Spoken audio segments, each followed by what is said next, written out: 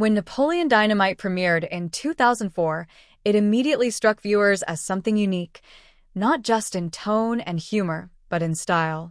The story of an awkward teen navigating life in small-town Idaho quickly became a cult classic, but not without raising one curious question: when is this movie actually set?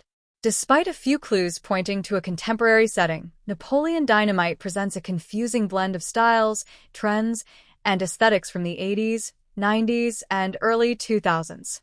This has led many fans to question whether the movie exists in a specific time period at all, or if it's deliberately timeless. The 80s vibe that refuses to die.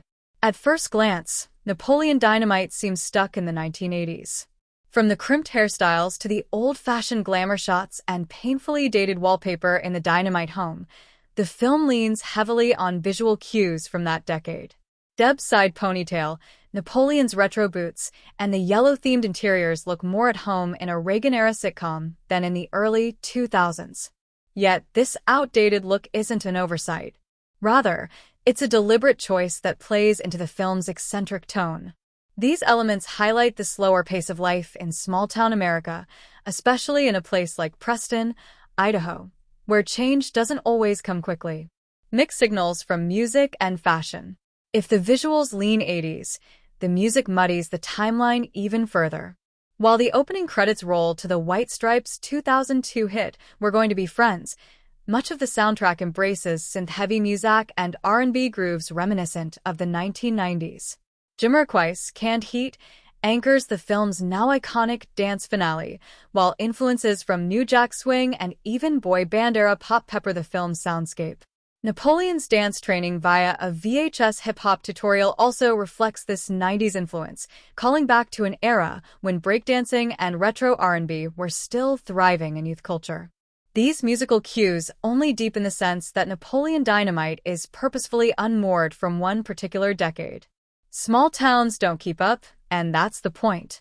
The key to understanding Napoleon Dynamite's ambiguous time period may lie in its setting. Preston, Idaho is a quintessential small American town, where trends arrive late and often linger well past their expiration date. In this kind of setting, it's not unusual to see rollerblades, wood paneling, or dated fashion still in circulation. The past and present blur together in a way that feels completely authentic to the world the movie portrays. Kip being dragged behind Napoleon on rollerblades, for example, is more than just an offbeat gag. It's a snapshot of how life in rural communities blends the old with the new in often amusing ways. The outdated elements don't feel forced or nostalgic. They feel lived in and genuine. A cult classic that doesn't chase nostalgia. It embodies it. Unlike modern films that consciously mine the past for nostalgic appeal, Napoleon Dynamite doesn't wink at the audience or rely on recognizable callbacks. Instead, it captures a more abstract sense of nostalgia through mood, tone, and design. By never fully committing to one era, the film becomes oddly timeless. It evokes multiple decades at once, not to confuse, but to reflect the layered, slow-moving cultural evolution of its setting. 2 decades later, Napoleon Dynamite has become nostalgic in an entirely new way.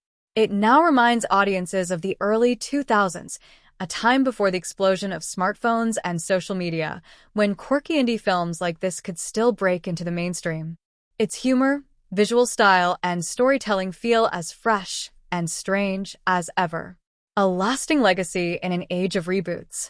In an entertainment world saturated with reboots and formulaic nostalgia plays, Napoleon Dynamite stands out as a truly original piece of cinema. It didn't borrow from the past to manipulate emotions. It simply reflected the odd, in-between cultural moment of its characters' lives. And because of that, it continues to resonate. More than a coming-of-age story, Napoleon Dynamite is a snapshot of cultural stillness, of life in places where time doesn't matter much and authenticity matters more. Its deliberate blend of decades serves not to confuse, but to elevate its charm and eccentricity. In short, the setting of Napoleon Dynamite isn't meant to be pinned down. It's meant to feel familiar, no matter when you grew up.